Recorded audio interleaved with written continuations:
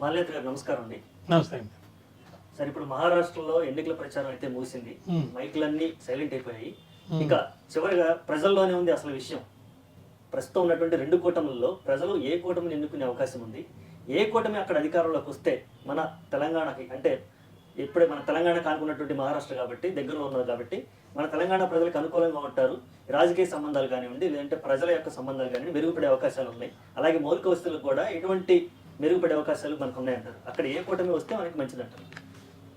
రెండు విషయాలండి. అక్కడ ఏ కూటమి వస్తే మనకు మంచిది అనేదానికంటే అక్కడ ఏ కూటమి వస్తుంది అనేది చాలా ఇంపార్టెంట్. అక్కడ ఏ కూటమి వస్తుందని జనాలు అనుకుంటారంటే ఒక 5-6 కారణాలు. ఒకటి, ఇప్పుడు జార్ఖండ్లో లేకపోతే హర్యానాలో చేసిన తప్పు కాంగ్రెస్ వాళ్ళు చేయలే. అక్కడ ఆ యాప్ పార్టీతోటి ఒక లింక్ అనేది పెట్టుకోకుండా సపరేట్గా నిలబడ్డారు. కానీ ఇక్కడ అలా కాకుండా ముఖ్యమంత్రి పేరు చెప్పకుండా వీళ్ళు ఎంబీఏ అంటే ఈ కూటమి, కాంగ్రెస్ కూటమి అనండి, కాంగ్రెస్ కూటమి బీజేపీ కూటమి అందాం, కాంగ్రెస్ కూటమి ముఖ్యమంత్రి పేరు చెప్పకుండానే ఎన్నికలు వెళ్ళిపోయారు. దానివల్ల కొంత ఇబ్బందులు ఉన్నా కానీ వాళ్ళ మధ్యలో సర్దుబాటు అనేది బాగా జరిగింది. 1-to-1 ఎలక్షన్ జరుగుతుంది అక్కడ. 1-to-1 ఎలక్షన్ జరుగుతుంది అంటే ఇప్పుడు కాంగ్రెస్ తరఫున ఒక వ్యక్తి నిలబడితే ఎమ్మెల్యేగా, అపోజిషన్లో బీజేపీ తరఫున కానీ లేదా బీజేపీ కూటమిలో ఒకడే నిలబడుతున్నాడు. సో త్రికోణం లేదు. ఈ ముస్లిమ్స్ ఇక్కడి నుంచి ఆయన వెళ్ళి ఏదో కొంతమందిని పెట్టాడు కానీ దానికేం పెద్ద అంత వాల్యూ లేదు అక్కడ. కాబట్టి ఇప్పుడు ఖచ్చితంగా చెప్పాలంటే మహారాష్ట్రగా ఎన్నికల విషయంలో కాంగ్రెస్ పార్టీ మహారాష్ట్రని ఇటుకగా నిర్మించింది, ఒక్కొక్క ఇటుక కట్టుకుంటూ నిర్మించింది. మొన్న కూడా వాళ్ళు గెలిచారు కానీ అక్కడ షిండే ద్వారా వీళ్ళు అధికారంలోకి వచ్చారు. మళ్ళీ షిండేని దెబ్బకొట్టి రాహుల్ గాంధీ ఒక నిజమైన నాయకుడుగా, పరిణితి చెందిన నాయకుడుగా కనపడుతున్నాడు. మొన్న పార్లమెంట్ ఎలక్షన్స్లో ముఖ్యంగా ఎన్సీపీకి సంబంధించి 10 సీట్లు నిలబెడితే 8 సీట్లు శరద్ పవార్ వాళ్ళ వర్గానికి వచ్చినాయి, అజిత్ పవార్కి వచ్చినాయి 2 సీట్లే. వాళ్ళ భార్య ఓడిపోయింది. కాబట్టి history will definitely repeat there. And అక్కడ మహారాష్ట్ర కూటమికి అంటే కాంగ్రెస్ కూటమికి ఎక్కువ అవకాశాలు ఉన్నట్టుగా అవకాశం ఉంది. ప్రధాని నరేంద్ర మోడీ ఆయన స్థాయిలో ఏక్ రహేగాతో సేఫ్ రహేగా, బాటేంగేతో కటేంగే అని యోగి ఆదిత్యనాథ్ ఇలా వాళ్ళు చెప్పిన మాటలు మనం వింటుంటే ఖచ్చితంగా వీళ్ళు ఎలాగైనా సరే, ఇప్పుడు ఫైనాన్షియల్ క్యాపిటల్ మనకు మహారాష్ట్ర బాంబేనే. 80% ఆఫ్ ద ట్యాక్సెస్ లేదా 60% ఆఫ్ ద ట్యాక్సెస్ మనకు అక్కడి నుంచి వస్తాయి. కాబట్టి అంటే సెంటర్కి మహారాష్ట్రలో ఎవరు పవర్లో ఉంటే వాళ్ళ ద్వారా ఎక్కువ పాలిటిక్స్ ఢిల్లీ అదర్ స్టేట్స్లో చేసేదానికి అవకాశం ఉంది. కాబట్టి అందరూ ఇంట్రెస్ట్గా చూస్తున్నారు. ఆదానీని ప్రొజెక్ట్ చేశారు. అక్కడ 1,00,000 కోట్లు సుమారు ఆదానికి బెనిఫిట్ వచ్చే పనులు అక్కడ చేసినట్టుగా ఇప్పుడున్న గవర్నమెంట్, సెంట్రల్ గవర్నమెంట్ వీళ్ళకి అలిగేషన్ చేస్తున్నారు.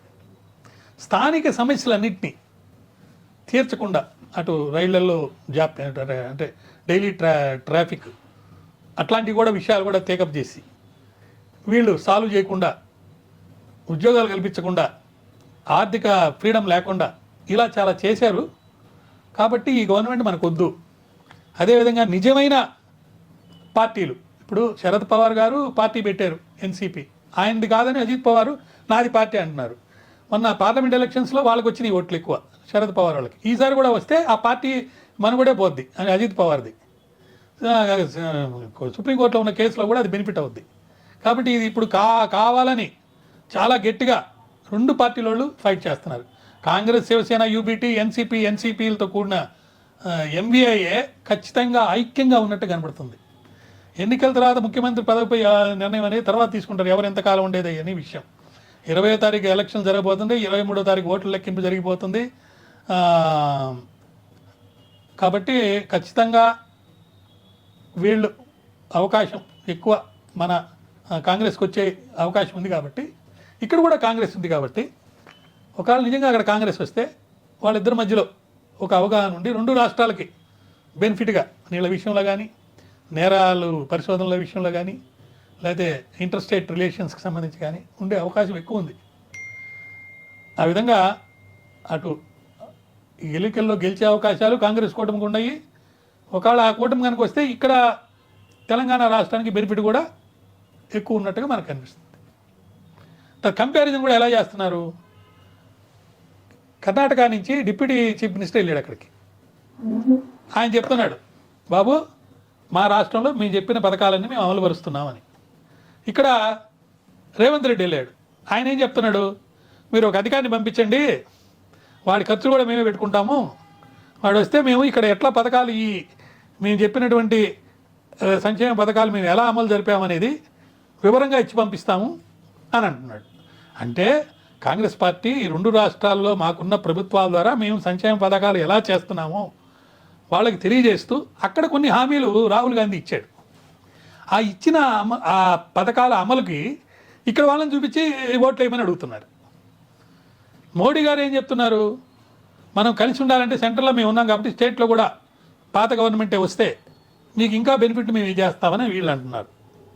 అయితే ప్రజలు మనం 2 రాష్ట్రాలు ఇక్కడ చూసాం, తెలుగు రాష్ట్రాల్లో గుమ్మనంగా స్థానిక ఇష్యూస్ విషయంలో కానీ, సెంట్రల్ స్టేట్ లెవెల్లో కానీ, ముఖ్యంగా పార్లమెంట్ ఎన్నికల్లోనే మోడీ కాకుండా మరి వీళ్ళకి ఎక్కువ సీట్లు వచ్చేటట్టు చేశారు కాబట్టి ఒక విధంగా ఎడ్జి వీళ్ళకే ఉందని చెప్పి నేను భావిస్తున్నాను.